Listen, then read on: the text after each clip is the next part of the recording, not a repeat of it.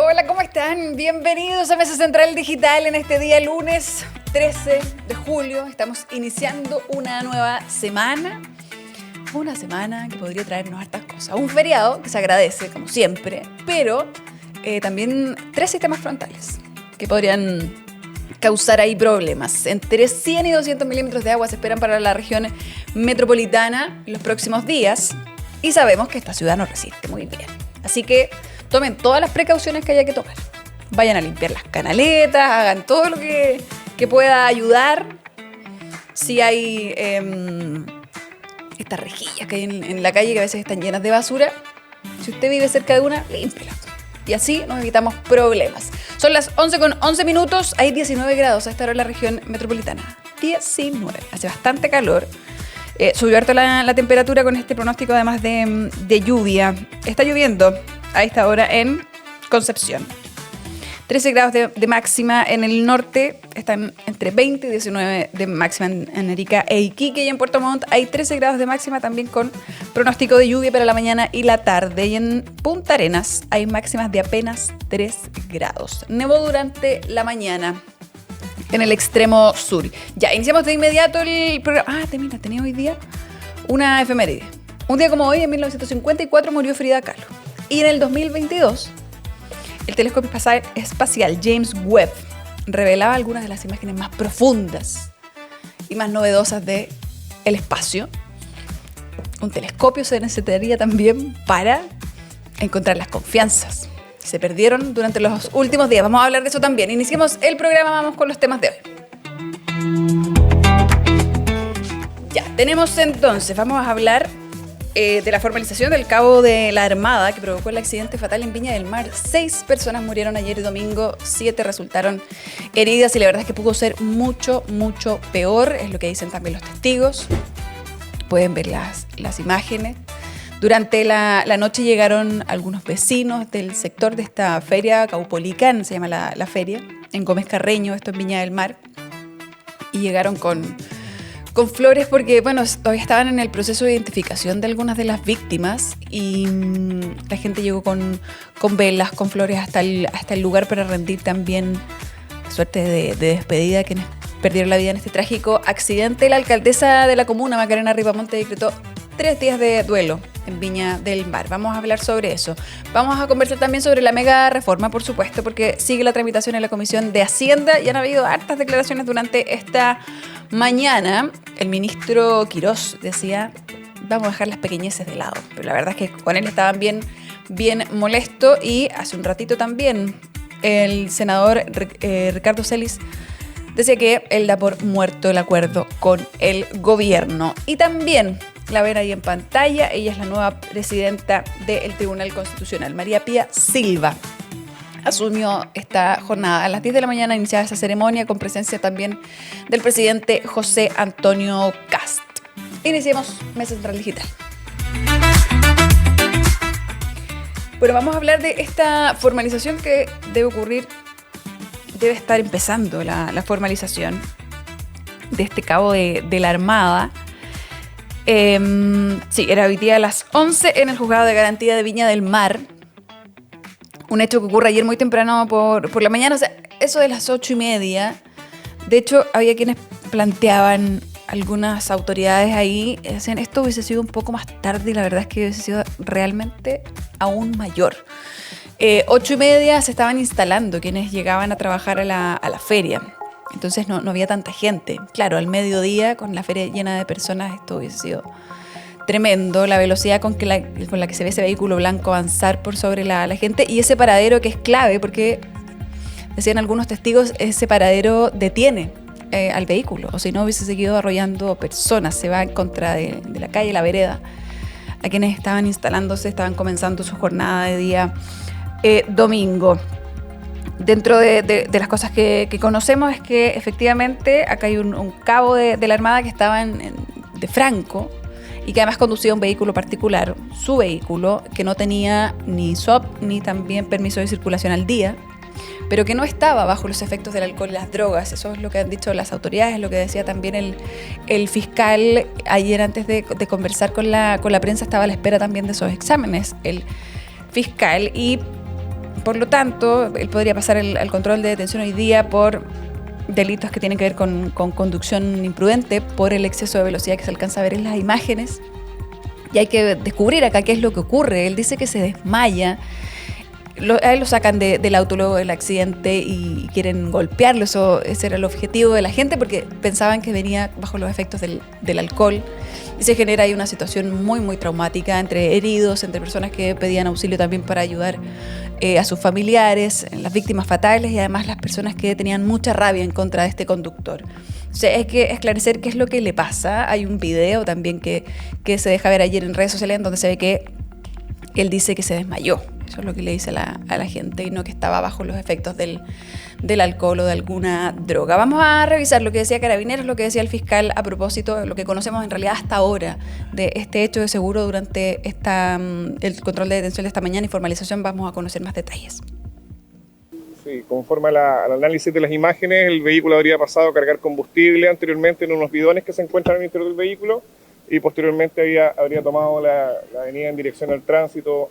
Y por causas que se investigan, reitero, la persona manifiesta voluntariamente que habría perdido el control, no recuerda mayor antecedentes y esos van a ser antecedentes que tiene el fiscal que se encuentra en el lugar, al igual que el delegado y el seremi de seguridad, conjuntamente con personal municipal que en estos momentos está procediendo a la limpieza y al retiro de los elementos y del vehículo de igual forma.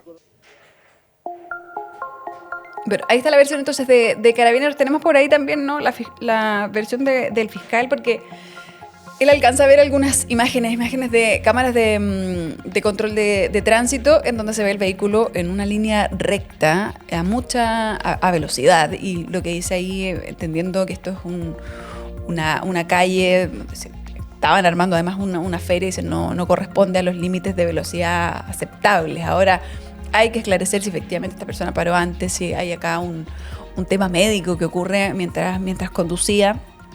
Y está el testimonio, como les decía, de varias de las víctimas, personas que estaban muy cerca. Hay una mujer que ayer fue operada, que está dentro de los lesionados. Era ella y sus 2 mellizos de 8 meses. Al parecer ella alcanza a hacer un movimiento lo que permite que salgan sus hijos del camino que estaba siguiendo el vehículo. Su marido ayer habló varias veces con distintos colegas ahí de la prensa, Patricio Salas, y él dice que esto él además lo ve a una distancia menor de 1 metro y alcanza a socorrer a sus hijos. Estaban en observación estos lactantes, son muy pequeñitos, 8 meses, pero al parecer no tenían, o sea, no estaban de gravedad y además están en observación porque hay que revisar alguna contusión, etcétera, pero no estaban en riesgo vital y era una gran preocupación de esta mamá que termina también lesionada. Ayer la estaban operando de un codo, tenía lesiones en las costillas, en sus piernas, y él dice además que el coche donde estaban estos bebés de 8 meses terminó destruido, entonces prácticamente dice se salvan de milagro. Es uno de los casos y acá, bueno, siguen también en la identificación de las víctimas. Escuchemos lo que decía el fiscal porque él le explica también un poco sobre eso. Mi ojo inexperto, por cierto, me da la impresión de que venía a una velocidad que excedía los límites permitidos, pero esa información técnica es la información que debe contener un informe CIAT con causas basales, porque hay que además calcular la velocidad por la cual máxima permitida en este tramo versus la velocidad entonces que venía este vehículo. Bueno, vamos entonces a quedarnos al pendiente de lo que ocurre con ese control de detención y también con esa formalización. Él estaba en custodia de Carabineros y parece que también les había repetido el sujeto que va manejando el vehículo que pierde conciencia, que se había desmayado, que no recuerda lo que ocurrió. Así que hay que esclarecer este hecho, sin duda. Decían que también lo visitaron algunos familiares, pero no pudieron verlo. Le llevaron algunos implementos porque pasó la noche, ¿no?, en custodia de Carabineros. Vamos a cambiar de tema. Vamos a hablar de las 40 horas. Ha habido harta polémica por esta idea del gobierno. El ministro Raúl, el ministro del Trabajo, estuvo esta mañana conversando con Iván Valenzuela en Mesa Central y confirma que esta semana debería ingresar este proyecto en donde se amplía el tiempo en que se calculan estas 40 horas. El ministro insiste en que acá no se está tratando de que la gente trabaje más, que se respetan estas 42 horas en las que va para la legislación. Recordemos que esto va a ir creciendo hasta llegar a las 40 horas. Ahora son 42 y él dice, eso se mantiene. Lo que cambia es el periodo de tiempo en que se hace ese cálculo. Entonces, él insiste en eso, no se van a tocar las 42 horas, pero ayer reaparecieron dos ministras. Exministras, la exministra Camila Vallejo y la exministra Janet Jara, candidata también presidencial, en un video en donde precisamente hablan al respecto. ¿Tenemos por ahí el video para revisarlo? ¿Te imaginas trabajar 52 horas en una semana? Porque eso es exactamente lo que algunos quieren permitir. Y sí, hace poco nos decían que las 40 horas eran un avance para Chile. Las 40 horas están en peligro. ¿Por qué? Porque ahora quieren cambiar la forma de distribuir la jornada para que existan muchas semanas de hasta 52 horas semanales. Es decir, vamos a pasar de semanas de 40 horas a semanas de 52. Y no se trata que después te digan, no, mira, te vamos a compensar. La pregunta de fondo es quién puede tener una buena vida trabajando 52 horas en una semana, es decir, más de 10 horas al día. Es una pregunta válida para la mamá, para el papá que después de trabajar llega a la casa a cuidar, o para aquel que trabaja y en la noche estudia, o para quienes dividen su tiempo entre las tareas de la casa y las tareas del empleo. Por tanto, 52 horas es una gran carga. Son ustedes quienes han visto los beneficios de la reducción gradual de la jornada laboral. No permitamos que hayan retrocesos, no permitamos que aquello que nos ha costado tanto lograr como país para mejorar la calidad de vida de las familias trabajadoras se destruya de un día para otro. Por eso, las 40 horas se defienden. Las 40 horas se defienden, decían ahí las ex ministras, ambas militantes del Partido Comunista. Y como les decía, estuvo el ministro y respondió, de hecho, directo a este video, porque ya esto lleva como 17 horas más o menos, 15 horas en las redes. Este es un video que difunden en sus propias redes las ex autoridades. Y escuchemos lo que decía el ministro sobre un poco la explicación que hay detrás de este proyecto que quería ingresar entonces esta semana. La propuesta, o mi interpretación de la propuesta a la mesa, o al menos lo que nosotros vamos a hacer, no es aumentar a 52 horas la jornada por ningún motivo. Nosotros honramos la reducción de 44 a 42 este 26 de abril pasado. O sea, el gobierno no quiere cambiar la ley de 40 horas de ninguna manera. Las 40 horas no. ¿Cómo tú promedias o calculas las 40 horas? Sí. ¿A qué me refiero con esto? Tú, en régimen, la ley dice que tú tienes que trabajar 40 horas en promedio y ese promedio se calcula en 4 semanas. 4 semanas. Es decir, puedes trabajar, te invento, 45 una horas, semana, 35 la otra, y eso da 40. Exactamente. Bueno, eso en muchos países es un ciclo bastante más amplio, 15 semanas, 30, hasta 52 semanas. ¿Sí? Dependiendo de la estacionalidad. Cuando son 52 semanas no contempla las vacaciones, digamos, que son 0. Claro. O sea, se calculan las semanas trabajadas. Semanas trabajadas, efectivamente. Entonces, lo que nosotros estamos planteando, y de hecho lo vamos a presentar esta semana, es una ampliación de este ciclo de cálculo, pero manteniendo la jornada. ¿Sí? Es decir, ahora estamos en 42 horas, ese promedio tiene que ser 42. 42 tiene que ser el promedio si es que es en 16, 30 o 52 semanas. Exactamente. Ya, ahí estaba entonces. Se amplía ese periodo en donde se debe calcular.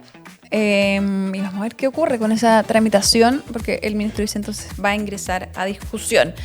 Otra de las preocupaciones, por supuesto, del gobierno es el empleo. Recordemos que las cifras dicen que estamos en un 9.4% de desempleo y las mujeres ya pasan los 2 dígitos.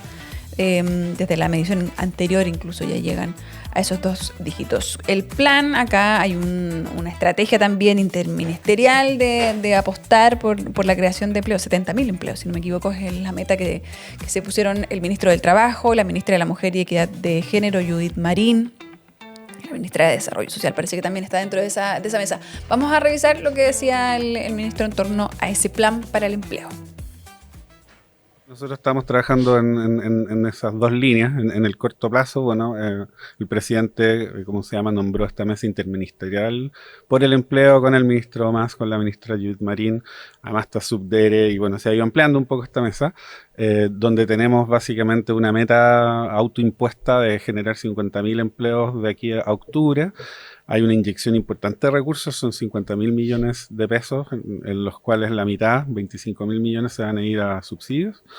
Otros 20.000 a programas, ¿cómo se llama?, administrados por Subdere, son más de 137 programas, y también hay otro poco con Cercotec. Eso es de muy corto plazo, como digo, son la meta es 50.000 empleos de aquí a octubre. Eso es para subsidiar algunas nuevas contrataciones, Sí. en ese número o algo similar, y lo otro para echar a andar proyectos que requieran contratación, ¿no? Así es una forma de articular. También son proyectos, muchos que ya existen en distintos servicios que están desarticulados, pero como la urgencia es ahora, hay que articular ahora, y en el fondo esta mesa lo que está haciendo es ahora, partamos y bueno, estamos además lanzando esta nueva línea de subsidio de activación laboral, que es la mitad de estos fondos, pero además los gobiernos regionales se nos están sumando, entonces la idea es tener este mecanismo 1+1 de matching fund. En el fondo, si uno pone una cantidad, un gobierno regional puede poner una cantidad similar para la región, entonces van a ser más recursos también. Ya, buscando ahí las maneras de generar empleo, decía el ministro Rau. Y vamos a pasar a otro tema, vamos a hablar ahora de los expulsados, porque ayer el subsecretario del Interior, Máximo Pavés, bueno, habló también de esta tragedia en Viña del Mar. Se han puesto a disposición ahí todas las autoridades para esclarecer el hecho, pero además el punto de prensa que daba el subsecretario era precisamente para hablar de este vuelo de expulsados. Es el 7º vuelo que concreta el gobierno en esta materia. Ya son 1.174 los extranjeros expulsados de nuestro país. Esto es el punto de prensa, porque recordemos que las últimas mediciones daban cuenta de que si bien hay una percepción de que hay una mejora en materia de seguridad, o que hay confianza también en el ministro Martín Arrau, ministro de Seguridad Pública, sí quedaba al debe, según las encuestas, el gobierno en materia migratoria, en materia también de efectividad, de expulsiones, de un control. Recordemos que el presidente hizo campaña, ¿no?, haciendo una cuenta regresiva sobre los migrantes que estaban de manera irregular en nuestro país. Entonces ahí estaban tanto al debe, y vemos entonces ese refuerzo comunicacional, pero también de los operativos. Escuchemos lo que decía el subsecretario. Desde que asumió las funciones el actual gobierno, en apenas 4 meses, ya hemos realizado 7 vuelos de expulsión, lo que representa 1/3 de todos los vuelos ejecutados durante los 4 años del gobierno anterior. Además, durante el año 2026, desde el 1 de enero, se han materializado 1.174 expulsiones, lo que supera la totalidad de los registros anuales de los años 2022 al 2024, y alcanzando más del 92% de todas las expulsiones realizadas durante el año 2025, aun cuando resta prácticamente la totalidad, la segunda mitad del año. Los resultados hablan por sí solos. Los resultados hablan por sí solos, decía el subsecretario. Oye, y por último, vamos a... saludamos al chat, no lo había saludado, perdónenme, lo descortés. Hoy día había una audiencia de apertura, era audiencia de inicio de juicio oral en contra de quien ven ahí en pantalla, el exalcalde de Vitacura, Raúl Torrealba, pero no ocurrió. Se suspendió la audiencia. ¿Por qué? Se preguntarán, porque fue la defensa del ex edil que pidió la reapertura y no se presentaron reparos de los otros intervinientes. Pidió la reapertura de la investigación. Así que se les concedió. Así que ahora la nueva audiencia quedó fijada para el 1 de septiembre a las 9:30 de la mañana. Así que hartos meses más de indagatoria en un caso en donde se pide lo que pide la acusación del Ministerio Público, que están pidiendo 28 años de cárcel para el ex alcalde por varios delitos que tienen que ver con defraudar el municipio y enriquecerse, que esto fuese a sus arcas personales. hechos que habrían ocurrido en un transcurso de 10 años, desde el 2011 al 2021. Y dicen que acá hay un mecanismo con el que él obtiene alrededor de 761 millones de pesos para su beneficio personal. Acá ha habido personas que ya han recibido condena, procesos más abreviados, y queda el del ex alcalde, pero ahora se va a demorar más, hasta septiembre. Habrá que esperar para el inicio de este juicio oral. Vamos a ir a la pausa. Antes vamos a saludar a nuestros auspiciadores. Vamos a saludar a IRC Inmobiliaria. En el mundo inmobiliario, elegir bien hace la diferencia. Por eso en IRC innovamos para crear mejores espacios. Respaldamos cada proyecto con experiencia y construimos relaciones basadas en la confianza. IRC, innovación, respaldo y confianza.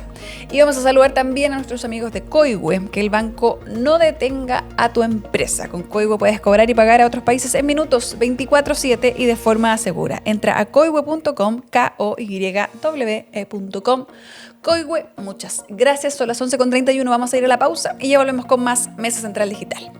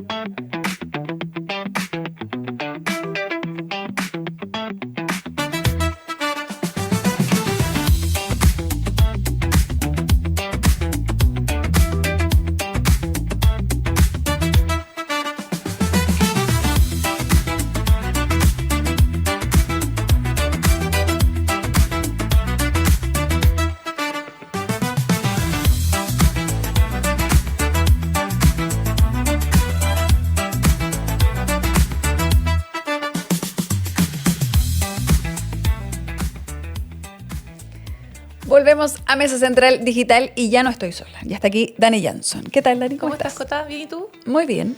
Qué bueno. Como día lunes. Como día lunes con mucha energía para partir esta semana con Qué mejor que semana corta. Se agradece. Sí, mira, te traigo 2 temas que están marcando en redes sociales. Vamos a partir con Sam Neill, protagonista de Jurassic Park, que falleció a los 78 años. Este célebre actor neozelandés, conocido mundialmente por interpretar al Dr. Alan Grant en esta saga de Steven Spielberg, falleció de manera inesperada, según comentó su familia en su cuenta de Instagram. Este actor fue diagnosticado de cáncer en 2022 y hace unos meses él dijo públicamente que había vencido esta enfermedad. Sin embargo, ya desmintieron que haya fallecido por esta causa. Por eso también sorprendió su noticia, porque él ya estaba mucho mejor de salud. Bueno, su salto definitivo, si analizamos su carrera, fue en 1993, cuando dio vida a este paleontólogo, uno de los personajes más recordados de esta franquicia. Después retomó este papel en Jurassic Park 3 en 2001 y en Jurassic World Dominion en 2022. Aparte de Jurassic Park, no solamente fue su única cinta, también estuvo en La Casa del Octubre Rojo, El Piano, En la Boca del Miedo, Horizonte Final, Dead Calm y My Brilliant Career. También trabajó en series como The Tudors y también en Peaky Blinders, donde también los medios internacionales destacan que el equipo de esta primera serie, está devastado por su fallecimiento. Sí, eso lo alcancé a leer, que el equipo estaba como que los pilló muy de sorpresa la noticia. Claro, porque lo primero que se pensó era como, el cáncer. Claro.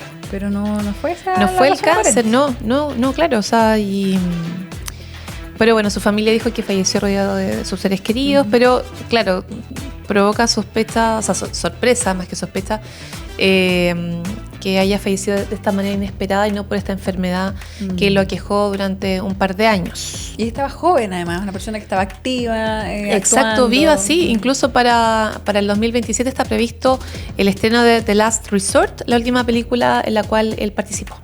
Así que lo recordamos en este día también. Sus fanáticos lo van a recordar por siempre por la saga de los dinosaurios de Steven Spielberg. Va a tener un estreno póstumo, entonces. Sí, interesante. Otro tema que también está generando conversación en internet es la decisión de Meta de dar marcha atrás, es activar la opción de generar imágenes en Meta AI con contenido de Instagram. ¿Cómo funcionaba esto?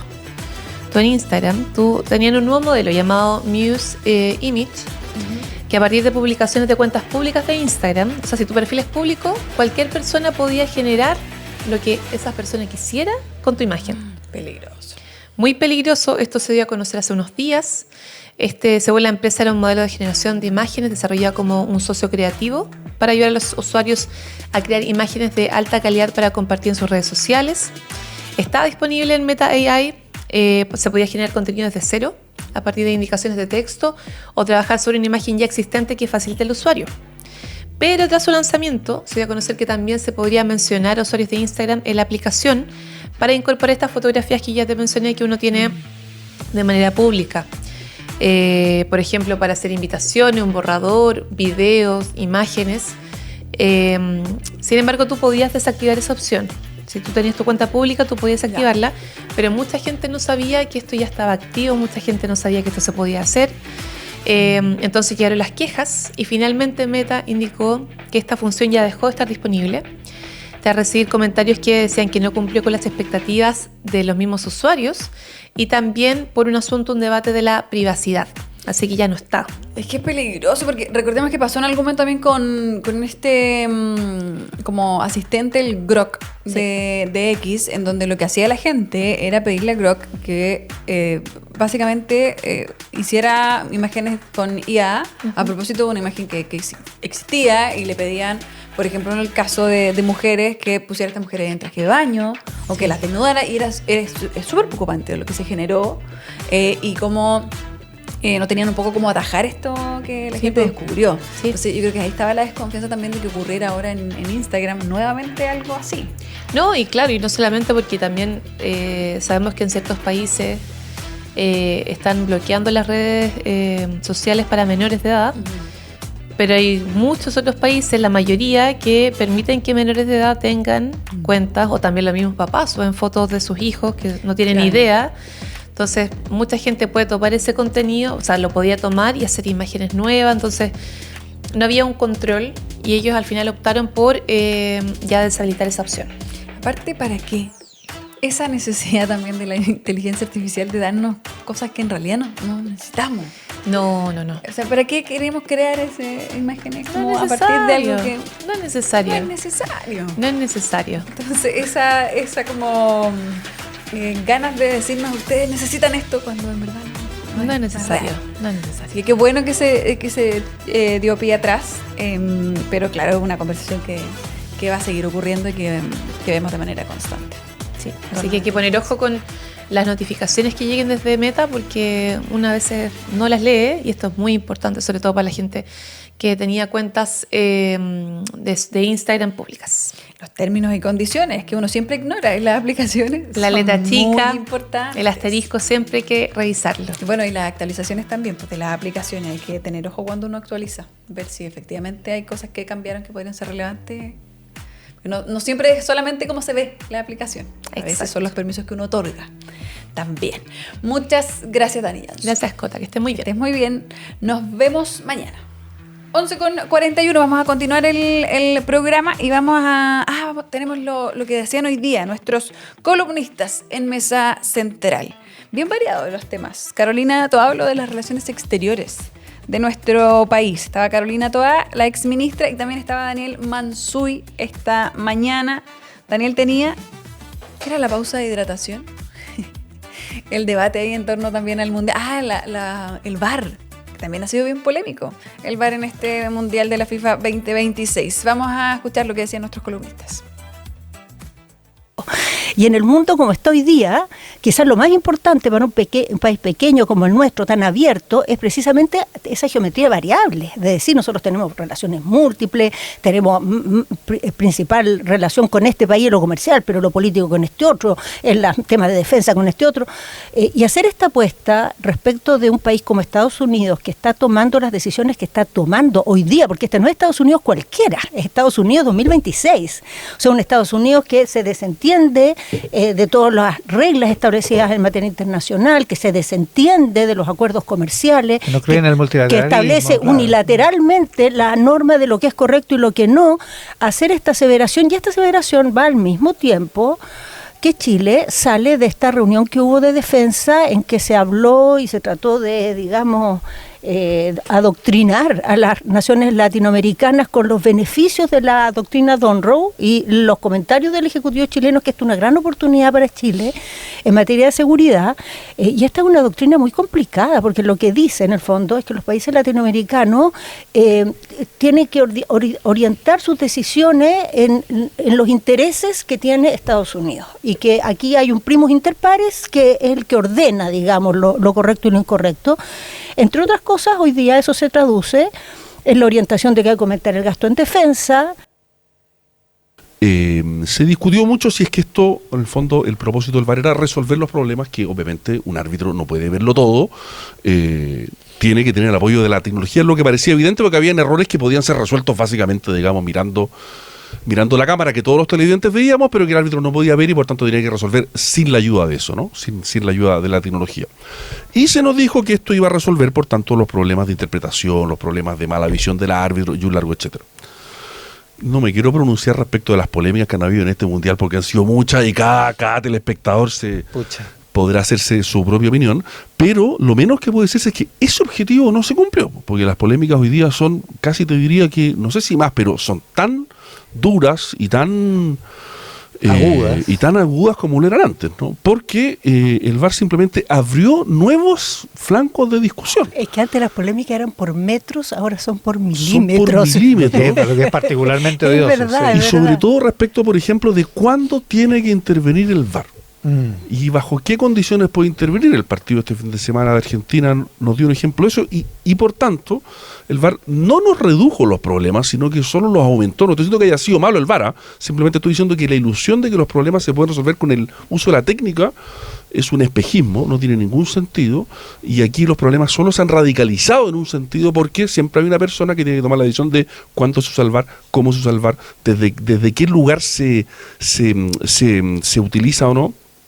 Entonces yo creo que hemos perdido esa ilusión de que con la técnica íbamos a poder resolver los problemas del arbitraje. Cuando la tecnología no ayuda. A veces no ayuda tanto. Ya, ahí están nuestros columnistas y vamos a ir ahora a hablar de el tema de las últimas semanas, pues, la mega reforma. La mega reforma que se cayó el acuerdo el día viernes, un viernazo, típico de día viernes, ¿no?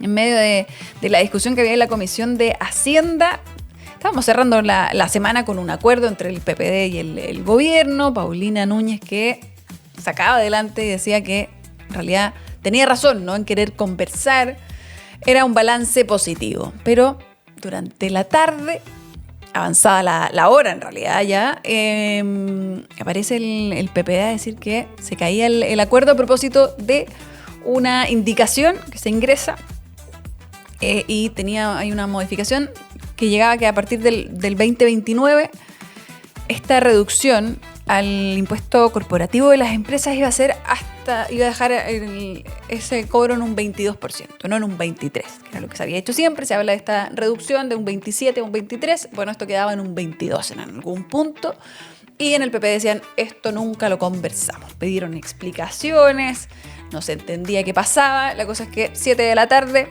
decían, el acuerdo se cae. Después el gobierno aparece rápidamente y dice, retiramos la indicación, la retiramos, quedemos como estábamos antes, pero no fue suficiente. De hecho, durante esta mañana, el ministro Quirós habló de pequeñeces, dijo, dejemos atrás las pequeñeces, que él quería sacar adelante el proyecto y que eso era lo importante. Bueno, al ministro además lo sacaron de estas negociaciones. La conversación continuó durante todo el fin de semana entre los senadores del PPD. Pedro Araya, por ejemplo, conversó directamente con el ministro Alvarado. Y ahí también hay un punto importante. Sale de la negociación el ministro Quirós, muchos lo apuntan, dicen acá hubo una inexperiencia política, faltó el saber negociar, y entra nuevamente entonces el ministro del Interior, mi ministro, Claudio Alvarado, a llevar esta conversación. Además, el propio ministro Alvarado dice, efectivamente, fui yo el que pedí que retiraran la indicación. O sea, hay una pérdida importante también quizás de piso, ¿no?, para el ministro de Hacienda. Pero siguen entonces en discusión esta mañana y aparecen, bueno, estos 3 votos menos que entonces tiene ahora el gobierno en el proyecto. Si todo sale tal cual está previsto, deberían votar el miércoles de esta semana el proyecto en la sala. Y, por ejemplo, el senador Matías Walker decía, bueno, yo voy a votar si el proyecto tiene la indicación que se negoció con el PPD, porque la duda era, bueno, si el PPD dice nosotros nos vamos porque esto no corresponde, nos mintieron, nos sentimos engañados, etcétera, ¿qué pasa? El gobierno mantiene la indicación de la invariabilidad tributaria, que, recordemos, la mejora que se logra, el acuerdo al que llega el PPD con el gobierno por invariabilidad tributaria era que antes era a 25 años y el PPD escalona esto y parte en 10 años, después en 15 y hasta llegar a 25 dependiendo del monto de inversión de cada una de las empresas. Entonces estaban contentos en el PPD porque decían, efectivamente hicimos una mejora. Entonces, si se retiran del acuerdo, el gobierno vuelve a cero, mantiene los 25 años, mantiene los 10. Hay harto que analizar, pero escuchemos lo que decía Matías Walker al respecto de esto que se llevó la conversación durante el fin de semana. Yo valoro lo que fue el acuerdo con los senadores del PPD a instancias de la presidenta del Senado, porque la fórmula es muy inteligente. A mayor inversión, mayor invariabilidad. Y las empresas que se acojan a la invariabilidad tienen que pagar un impuesto mayor, una sobretasa del 1,5%. Y yo lo que he propuesto y apoyado la propuesta de los alcaldes es que un 0,5% de eso vaya a los municipios más pobres del país a través del Fondo Común Municipal. Entonces, una buena fórmula, porque permite establecer estabilidad a las inversiones, pero al mismo tiempo recaudar más en favor de las comunas más pobres del país. Yo no voy a votar otra invariabilidad que no sea la que acordaron los senadores del PPD. Bueno, ahí estaba entonces ese debate y ahora hay un punto también importante porque para retomar conversación aparecen otras peticiones del PP, aunque ahora Ricardo Celis durante la mañana decía que el gobierno se pisó la cola que se rompió que romper la confianza con quienes se puede conversar es pisarse la cola, y eso está sacando una carta debajo de la mano que nunca tuvo la vista. Fue muy crítico. También criticó al ministro, dijo: yo voy a suponer que falta de experiencia política y que en su equipo alguien le jugó una mala pasada. Dice Ricardo Celis, el senador del PPD, por el ministro de Hacienda. Y había trascendido, había una nota en la tercera de esta mañana en donde dicen que dentro de las cosas que hay para mantener en pie esta negociación con el PPD, lo que habrían pedido los senadores es ahora una rebaja al impuesto específico a los combustibles para seguir en pie con el acuerdo. O sea, ahí surge otra cosa, y para quienes han sido críticos también del desempeño del ministro de Hacienda, dicen, bueno, también es pisarse la cola, como dice el senador, porque ahora es más lo que tiene que ofrecer, ¿no? el gobierno para mantener un acuerdo que estaba zanjado y que había tenido un buen resultado, y también la polémica foto que decían desde el PS que era la que ellos no querían, ¿no? El PPD firmando o anunciando este acuerdo junto al ministro de Hacienda y junto también a Paulina Núñez. Escuchemos lo que decía el ministro del Interior, quien tuvo que también salir a reforzar su conversación con los senadores después de todo esto. La explicación es muy simple. Existían conversaciones con el PPD en orden a apoyar ciertas indicaciones. Se genera una confusión respecto al entendimiento en términos a una de las indicaciones que dice relación con la rebaja de impuestos que usted señala, y eso se corrige porque definitivamente no había sido parte del acuerdo con el PPD. Se retira la indicación y seguimos trabajando con el resto del proyecto para que se despache en la Comisión de Hacienda y posteriormente el día miércoles en la sala del Senado. Mire, en las conversaciones de carácter político siempre existen y surgen diferencias, avances y retrocesos.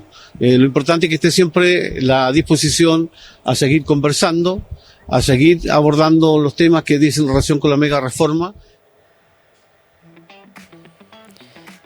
Bueno, ahí estaba entonces, y bueno, y pese al conflicto que se generó con los senadores del PPD que les estaba comentando, la Comisión de Hacienda del Senado, que está esta mañana discutiendo, sesionaba a partir de las 9:30, aprobó la indicación sobre la invariabilidad tributaria que acordó precisamente con el PPD.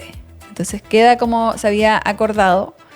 Dicen que fue solo con votos del oficialismo, porque la senadora del PS, Paulina Bodanovich, y Daniela Chiccardini, las senadoras del PS, dice que no aportaron con esos votos. Y vamos a ver qué sigue ocurriendo, pero se aprueba entonces en la Comisión de Hacienda la indicación de invariabilidad tributaria. Sigue avanzando esa conversación. Y nosotros también seguimos avanzando. Vamos de la mega reforma al TC. Tiene una nueva presidenta. Sale Daniela Marci de la presidencia del Tribunal Constitucional y entra María Pía Silva, que en algún momento militó en la Democracia Cristiana. Deja esa militancia precisamente para llegar al Tribunal Constitucional, un tribunal que está en medio de la discusión. Se ha hablado harto de cómo votan, o el voto dirimente también, porque recordemos que como son 10, el voto de la presidencia vale por 2 cuando hay empates. Y en ese sentido, bueno, se decía que Daniela Marci, que ahora es la expresidenta del TC, era más cercana al Frente Amplio. Muchos lo puntualizaron cuando precisamente se dio este revés en el Tribunal Constitucional el proyecto de escuelas protegidas del actual gobierno. Ella ayer dio una entrevista que está bien interesante, una entrevista en CNN que hizo nuestra Paula Escobar, de nuestra mesa de editoras.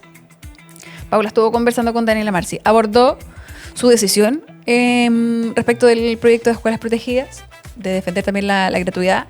Habló precisamente también de este voto dirimente, que es un debate que no viene solo desde ahora, y ella dice, yo no puedo no utilizarlo. Es así, todo el mundo lo sabe, y ahora se me señala un poco porque voté cuando todo el mundo sabe que la presidenta del tribunal o el presidente del tribunal vota doble. Y dijo que era muy injusto la crítica porque dijo, nunca es un voto político. el que tiene el Tribunal Constitucional. Así que si lo quieren revisar, está bien interesante esa conversación con Paula Escobar, y hoy día el presidente entonces estuvo en esta ceremonia de investidura de María Pía Silva. Vamos a avanzar, tenemos pausa. Nos queda el bloque de Mundialero, pero antes vamos a saludar a nuestros auspiciadores. La Fundación Educacional Carolina Labra Riquelme lidera el desarrollo de la pedagogía hospitalaria en Chile, garantizando el derecho a la educación de niños, niñas y adolescentes en situación de enfermedad mediante respuestas educativas de excelencia, inclusión, innovación y compromiso permanente. Saludamos entonces a la Fundación Educacional Carolina Labra Riquelme. Y también vamos a saludar a las termas de Jagüel. Haz que la próxima reunión de tu empresa marque la diferencia. Solo 90 minutos de Santiago, Termas de Jagüel reúne naturaleza, infraestructura de primer nivel y gastronomía de excelencia para reuniones corporativas. Más información en www.jagüel.cl. Vamos a la pausa y ya volvemos.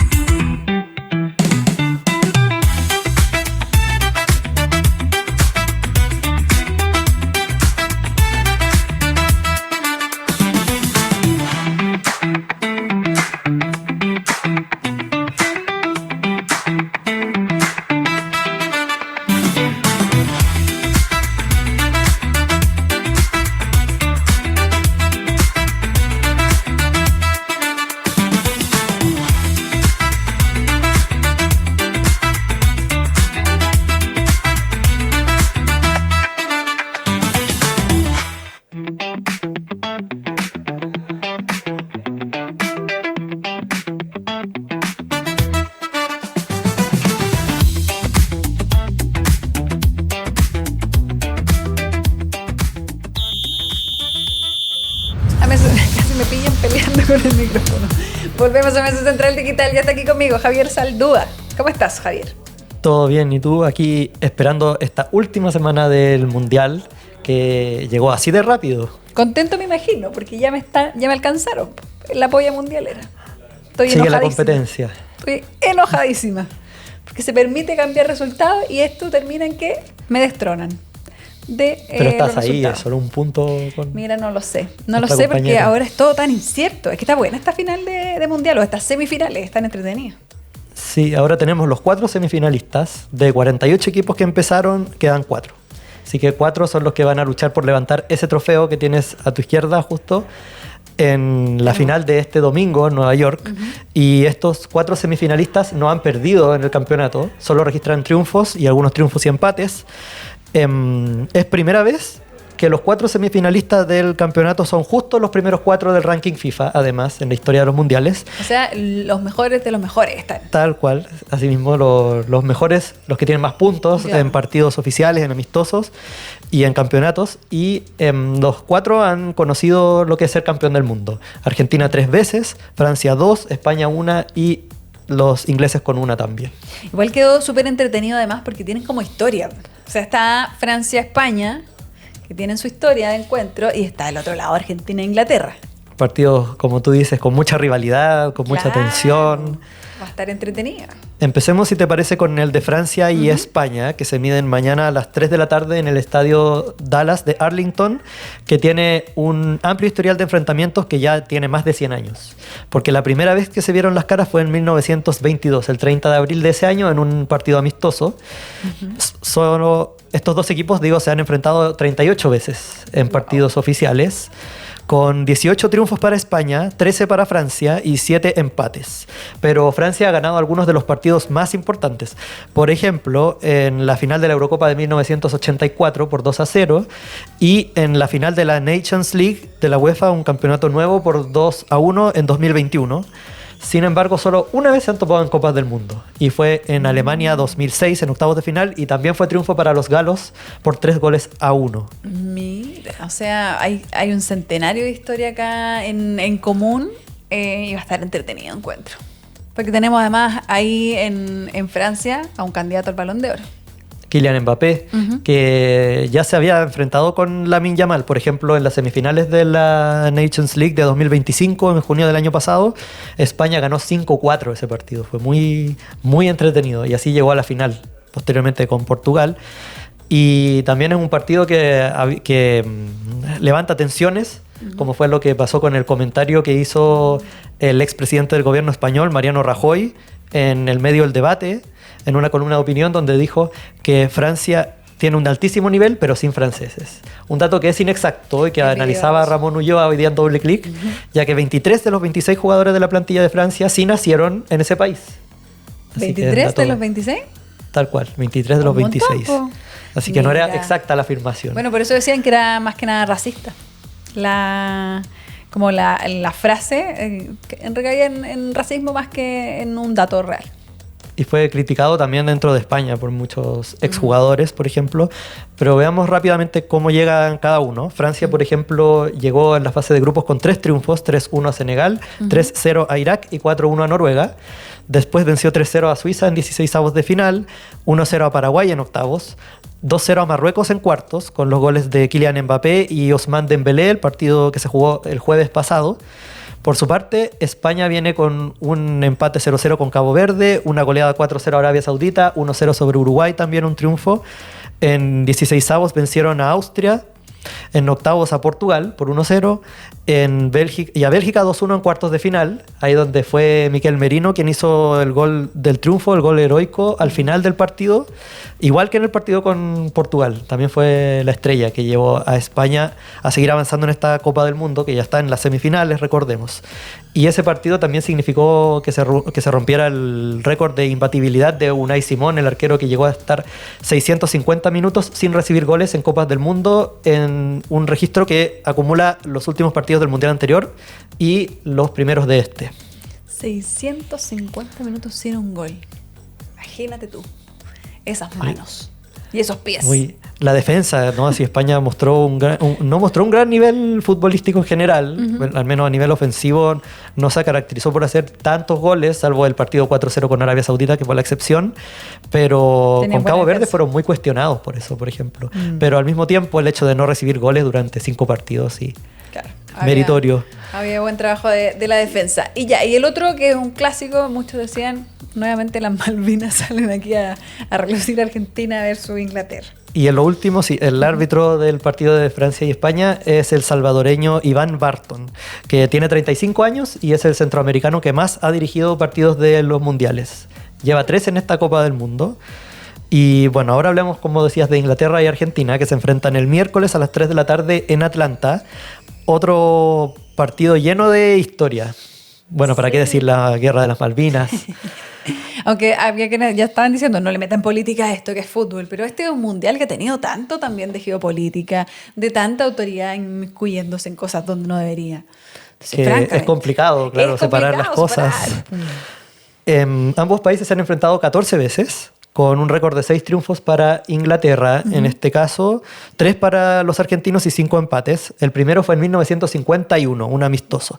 Y la primera vez que se vieron las caras en Copas del Mundo fue en Chile en 1962, en el Mundial aquí, donde ganaron los ingleses por 3-1 en la fase de grupos. Pero Argentina tiene, por ejemplo, el recuerdo vivo del Mundial de 1986, la final en que el partido que se impusieron sobre Inglaterra por 2-1, con los goles de Diego Armando Maradona, uno con la mano, y el otro que es conocido por ellos como el mejor gol de la historia. No se pasó al equipo completo y prácticamente. Uno que era más de handball que de fútbol, pero bueno. Ahora es difícil, sí, hacer goles con la mano, porque estamos llenos de cámaras. Bueno, se supone que esta pelota detecta hasta el pelo. Entonces, una mano además que la debería detectar. Ahora, por ejemplo, hemos visto las cámaras aéreas que hay hasta cables arriba de la cancha. Bueno, anda por encima. Una cámara que se nota cuando hace el recorrido, que es esta cámara aérea que a veces cuando abren el plano se alcanza a ver que la cámara va como retrocediendo. Se nota que está ahí pendiente de todas las jugadas. La tecnología, cómo incide en esta actividad y cómo llega cada uno. Inglaterra venció 4-2 a Croacia, igualó 0-0 con Ghana y le ganó 2-0 a Panamá en el grupo L. En 16avos sufrieron porque le ganaron 2-1 a la República Democrática del Congo, empezaron perdiendo con sorpresa y luego a 15 minutos del final Harry Kane iba a venir con la salvación para los ingleses. En octavos le ganaron 3-2 a México en uno de los partidos más emocionantes de este torneo, con Jude Bellingham brillando con un doblete. En cuartos 2-1 a Noruega, también un partido que se disputó el sábado y donde Jude Bellingham vino a rescatar a Inglaterra en el alargue. ¿Y dónde quedó afuera? Erling Haaland, que estamos viendo en imágenes. Yo creo que si se quedaba, se quedaba también con el Balón de Oro.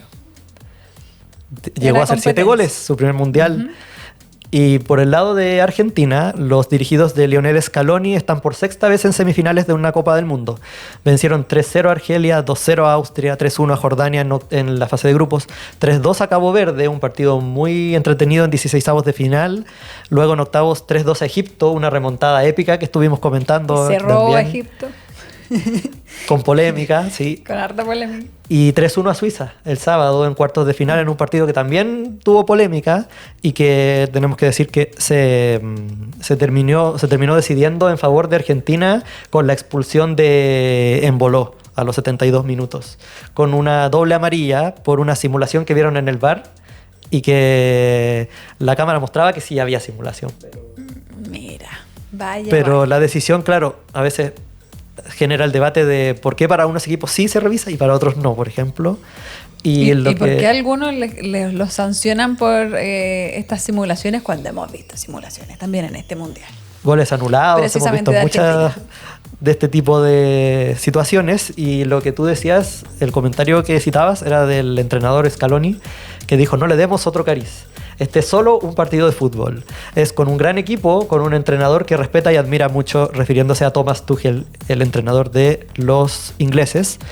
Y si te parece, repasemos rápidamente lo de la carrera por la bota de oro, porque está Kylian Mbappé con 8 goles, que tiene una ventaja por sobre Messi porque tiene 3 asistencias contra 2 del argentino. En segundo lugar está Messi con la misma cantidad de goles, 8. Después está Erling Haaland, que se despidió de esta copa, pero que ganó mucha visibilidad con este torneo, con 7 goles. Jude Bellingham viene después con Harry Kane, 6 goles cada uno y una asistencia por lado, y Ousmane Dembélé 5 goles. Esa es la carrera por ser el goleador de esta Copa del Mundo. Un comentario sobre Haaland: tiene 25 años, así que probablemente si es que Noruega sigue clasificando a Copas del Mundo va a tener más posibilidades de seguir brillando. Sin duda. Y bueno, lo vieron carreteando. Apenas quedaron eliminados. Lo vieron en una discoteca ahí en Estados Unidos y después vi una foto que él dijo como... Qué locura, gracias por el cariño. Pero estaba muy contento, muy en el ánimo de él. Como que él supera las cosas rápido, no estaba ni triste, encontré. Él dijo que todo era ganancia, básicamente. Y se veían unas imágenes muy emotivas saludando a Jude Bellingham, la amistad que tienen ambos. Sí, abierto después del partido. Pese a la derrota, igual caballero, el jugador noruego. Él tiene mucho fair play. Es un hombre operado de los nervios. Pero de seguro vamos a seguir viendo más de Erling Haaland. Muchas gracias, Javier, por este bloque mundialero. Nos vamos a quedar al pendiente porque está entretenido. Esta semana tenemos harto fútbol y harta lluvia. Así que quizás es buen panorama quedarse en la casa viendo el mundial. 12:10, se acabó el programa. Nos vamos, Javier. Nos encontramos mañana a las 11 acá en el canal de YouTube de TLTC Radio en el streaming. Y ahí están nuestras redes sociales, ahí nos pueden encontrar, pueden revisar lo que va pasando durante el día en el 103.3 en el FM como siempre, con todas las noticias y con buena música. Que tengan un excelente inicio de semana. Chao, chao.